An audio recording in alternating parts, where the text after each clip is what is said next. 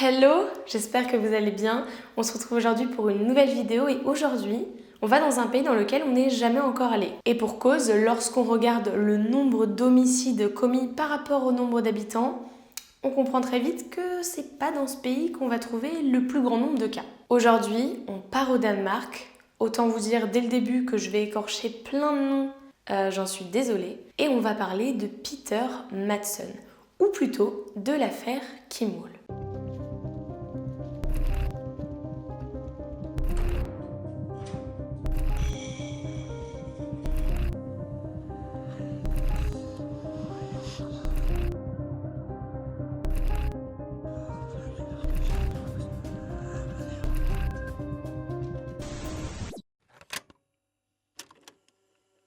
Peter Madsen, ou plutôt Peter Langkjær Madsen, voilà, naît le 12 janvier 1971 au Danemark. Il grandit à une centaine de kilomètres de Copenhague, à Sæby, puis à Hong, sur l'île de Zeeland.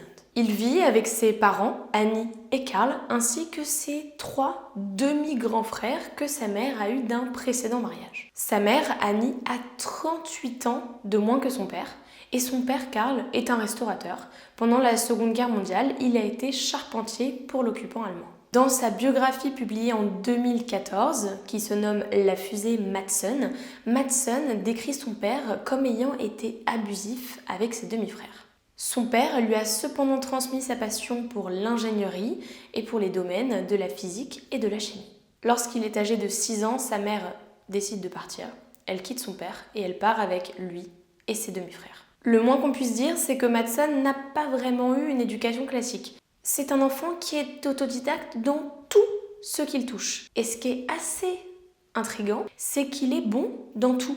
Dans tout ce qu'il fait, il est bon. Au début des années 1980, Madsen n'a qu'une idée en tête, il n'a qu'un seul rêve, c'est de lancer sa propre fusée. Et lorsqu'il a 15 ans, il le fait. Il fait décoller une fusée qui s'élève à 100 mètres dans le ciel, le tout juste derrière son école. Ses professeurs de physique et de chimie diront que c'était un élève très insistant, qu'il était difficile de le raisonner.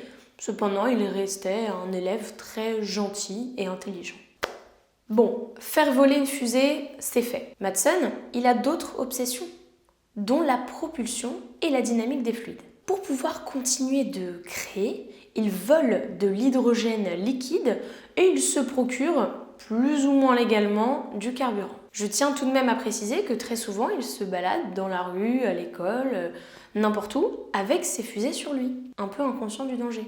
Il fait partie du Danish Amateur Rocket Club, enfin il faisait partie, puisqu'il a tout simplement été viré de ce club, car les autres membres du club ont jugé qu'il voulait utiliser des carburants un peu trop dangereux. Cependant, il ne va pas se laisser abattre, il crée l'Académie spatiale danoise, c'est une micro-entreprise et ça lui permet de pouvoir acheter des pièces détachées. Dans sa biographie, il aime se vanter. Il dit qu'il n'a que 15 ans et qu'il est capable de parler de science avec des vrais scientifiques, des adultes qui ignorent qu'il n'est seulement âgé de 15 ans.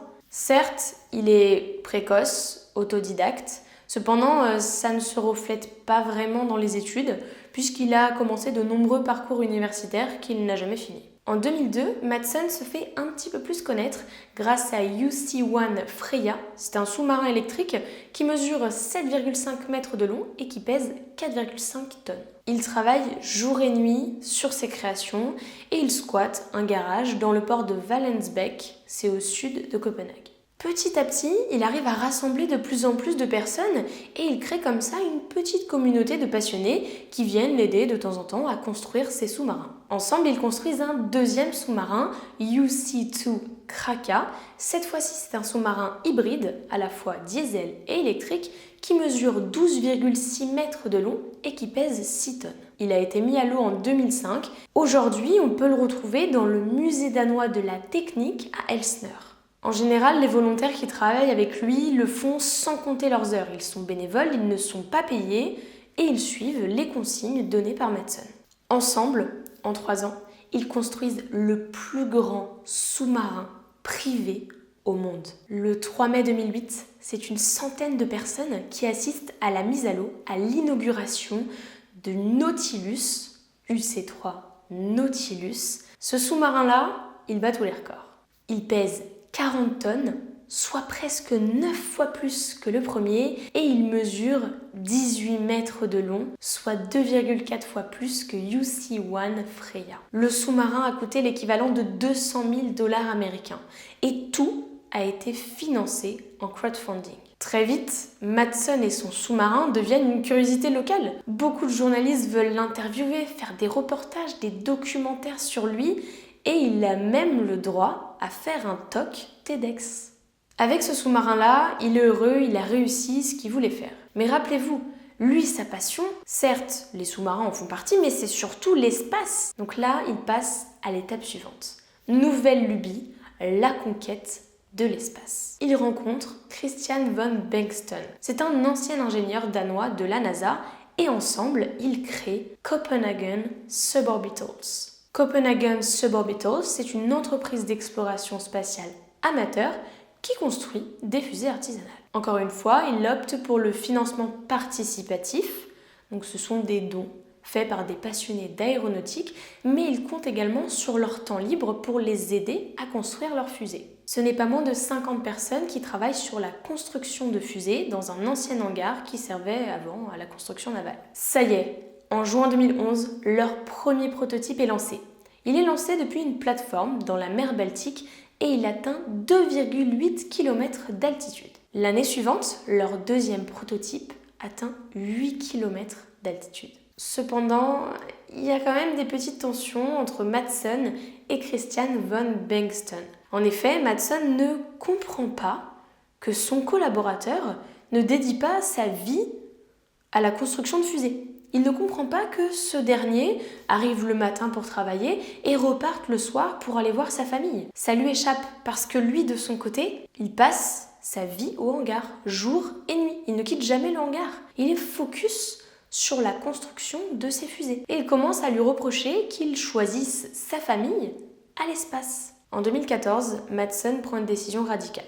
Il quitte Copenhagen Suborbitals. Il crée une nouvelle entreprise qui s'appelle Rocket Matson Space Laboratory, une entreprise qui est un concurrent direct à Copenhagen Suborbitals. La description de cette nouvelle entreprise est assez claire, il est écrit « de l'océan à l'espace ». Bon, on a compris le but de l'entreprise. Simultanément, Matson se brouille également avec une partie des personnes qui ont travaillé sur la construction du Nautilus, et ces personnes-là décident d'arrêter l'aventure. On dira de Matson que c'est quelqu'un qui est facilement frustré, qu'il est colérique, qu'il s'énerve très facilement, jamais contre ses collègues, mais bien souvent contre des objets qu'il trouve dans le laboratoire, qu'il prend et qu'il jette. C'est une personne qui râle très souvent et qui pique régulièrement des crises. S'il y a une seule chose qu'on ne peut pas lui enlever, c'est qu'il croit très fort à ses projets. Et il les essaye même lui-même. Il avait vécu quelques semaines, il me semble, à bord du Nautilus pour voir ce que c'était de vivre dans son sous-marin et s'il était habitable. Et il a même essayé sa propre fusée centrifuge. Il avait créé une fusée centrifuge qui était rattachée et il l'a lancée comme ça, il l'a tournée. Bon, vous allez voir les images, je pense que c'est plus parlant que moi qui explique ça.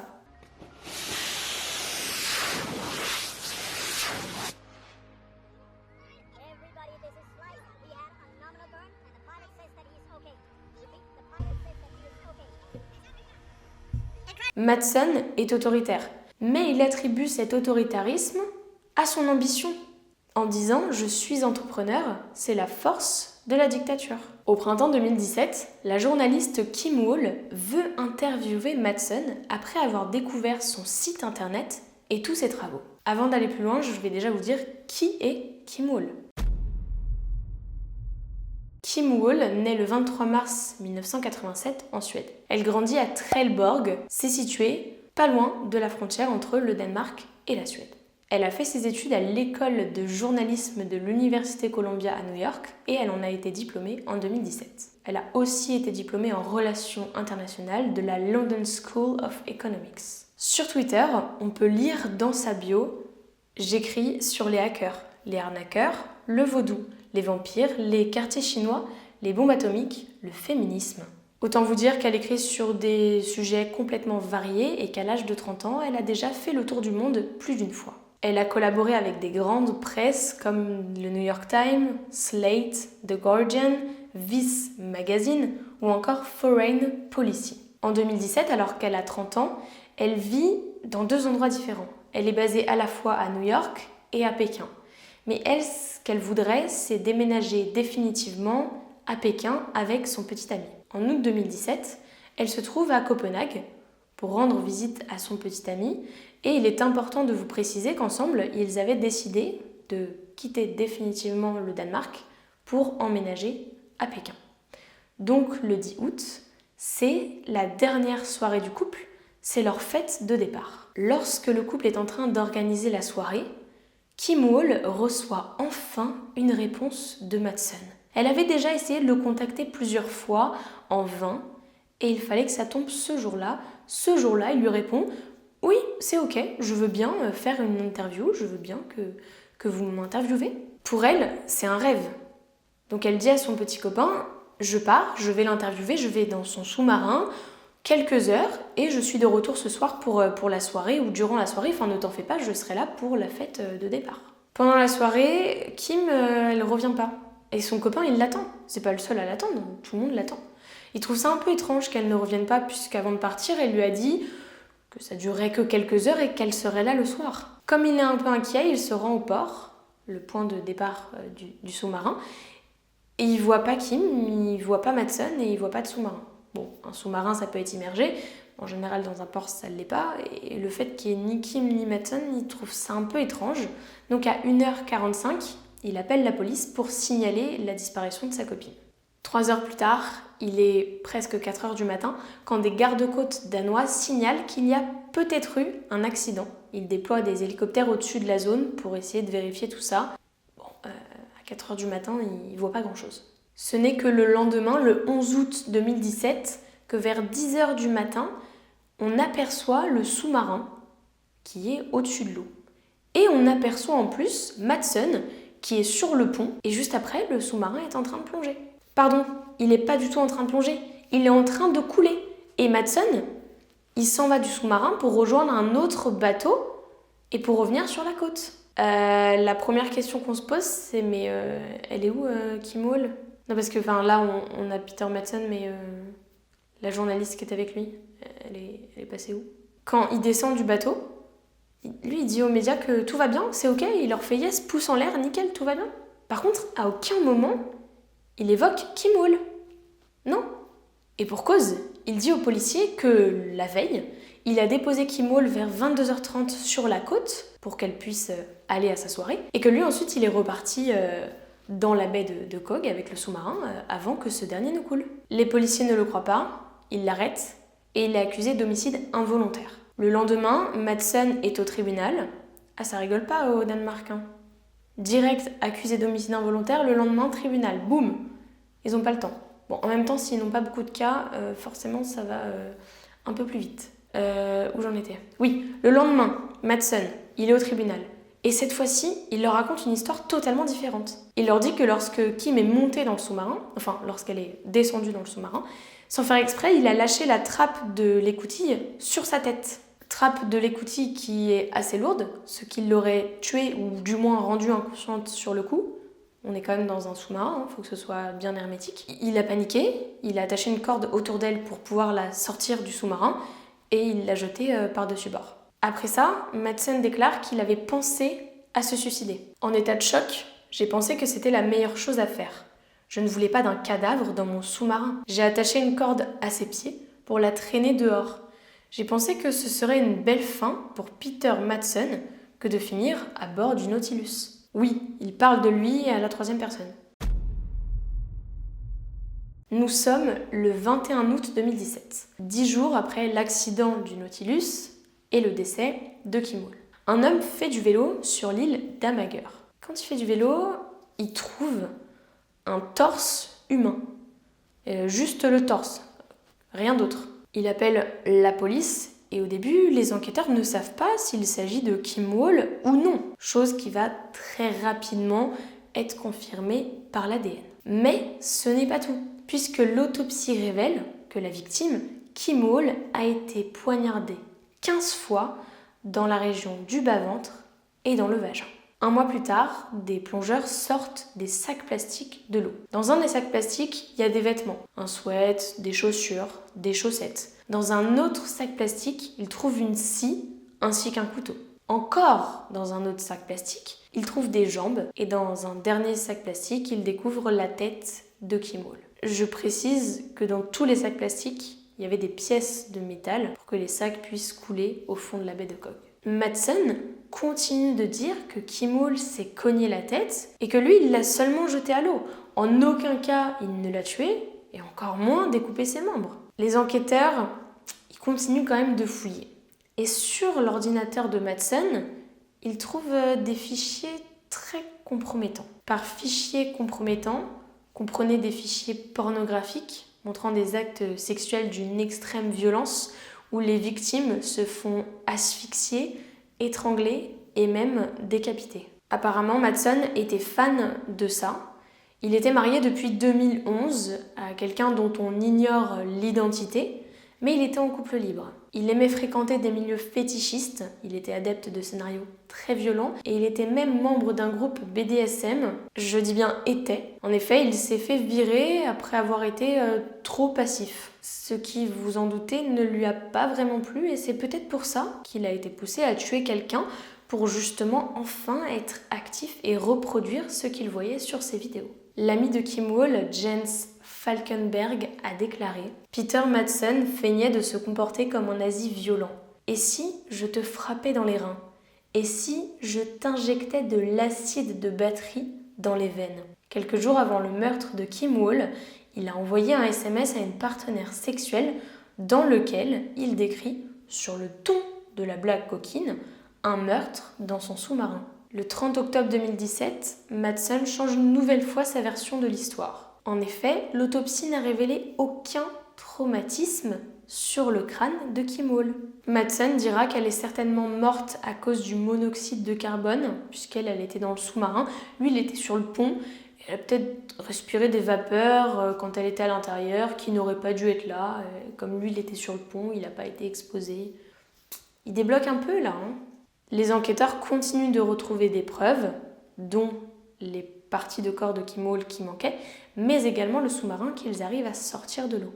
La conclusion est sans appel, le sous-marin a été coulé volontairement. Les charges retenues contre Peter Madsen sont maintenant une agression sexuelle et un meurtre. Charges qu'il continue de nier. Il n'avait fait que découper le corps de la victime et le jeter à l'eau.